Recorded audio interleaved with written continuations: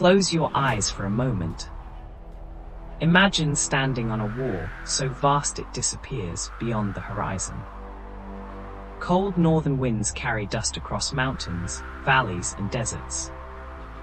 Beneath your feet lies a civilization that has risen, collapsed, and rebuilt itself for more than 4,000 years.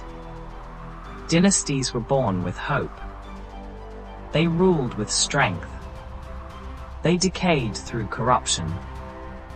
And when they fell, new leaders rose, claiming that heaven itself had chosen them. This is not just the history of China. This is the story of the dynastic cycle, one of the most powerful patterns in human history. To understand China, you must first understand one idea that shaped everything: the mandate of heaven. Ancient Chinese people believed that heaven granted emperors the right to rule. But that right was never permanent. A ruler had to govern wisely and fairly. If the people prospered, heaven approved. If disaster struck, floods, famine, rebellion, it meant heaven had withdrawn its support. And when that happened, rebellion was not only allowed, it was justified. This belief created a repeating cycle. A strong leader united the people and founded a new dynasty. The early years brought peace and growth. Farms thrived. Trade expanded. The population grew. But over time, corruption crept in. Taxes rose. Officials abused power. The government weakened. Disasters followed. The people rebelled. And the dynasty collapsed. Then the cycle began again. Let's go back to the beginning. The Zhou dynasty, beginning around 2100 BCE, is considered China's first dynasty. Some historians debate its existence, but ancient records describe a society shaped by flood control and farming along the Yellow River. Whether myth or reality, the Zhou introduced hereditary rule and set the foundation for all future dynasties. Next came the Shang dynasty, the first dynasty confirmed by archaeology.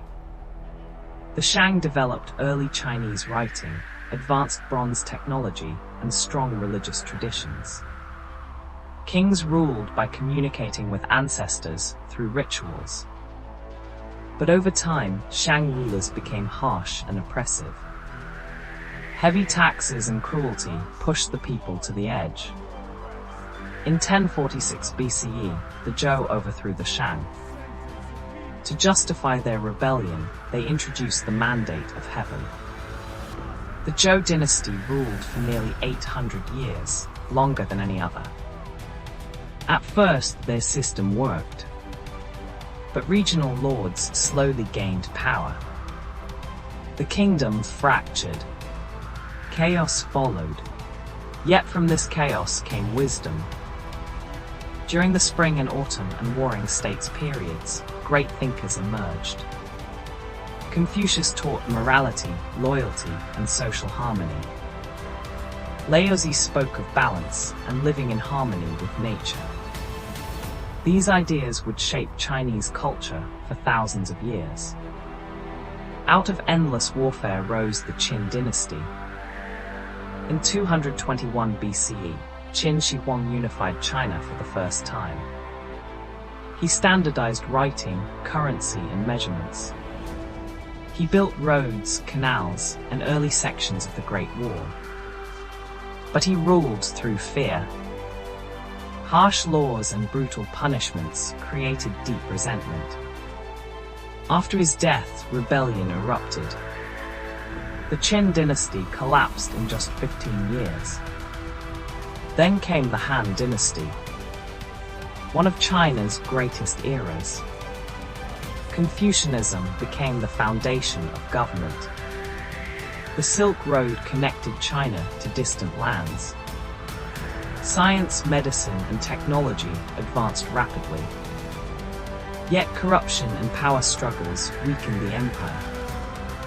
In 220 CE, the Han fell, and China once again fractured.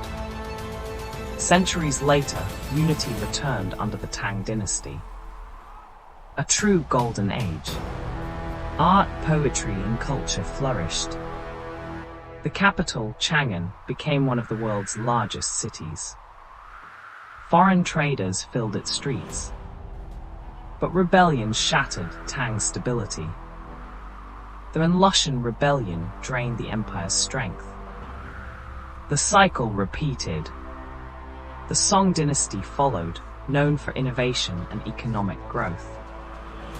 Gunpowder, printing, navigation. But military weakness left the Song vulnerable. In the 13th century, the Mongols conquered China. Under Kublai Khan, the Yuan dynasty ruled. Trade expanded, but resentment toward foreign rulers grew. Eventually, rebellion succeeded. In 1368, the Ming dynasty restored Chinese rule. They strengthened the Great Wall, expanded maritime trade, and sent Admiral Zhang his massive fleets across the oceans. But corruption and financial strain returned. Internal revolts opened the door for a new power. The Qing dynasty, China's final imperial dynasty. Founded by the Manchus, the Qing expanded China to its greatest size. For a time, stability returned. But in the 19th century, rebellion and foreign pressure shattered Qing authority. By 1912, the dynasty collapsed. 2,000 years of imperial rule had ended. Yet the dynastic cycle shaped more than politics. It shaped culture, values, and identity. It taught that power depends on moral leadership, that corruption invites collapse, and that renewal is always possible. Even today, echoes of the dynastic cycle remain. Stability is prized. Unity is sacred. Corruption is feared. China's story is not just about rise and fall. It is about endurance. Again and again, the civilization rebuilt itself. Learning from failure. Preserving identity. Adapting to change. The dynastic cycle is not just history. It is a lesson that no power lasts forever. That legitimacy comes from the people. And that true strength lies in the ability to renew. Because civilizations are remembered not for how they fall, but for how they rise again. Follow us for the next video. Another real story, another hidden truth, coming soon.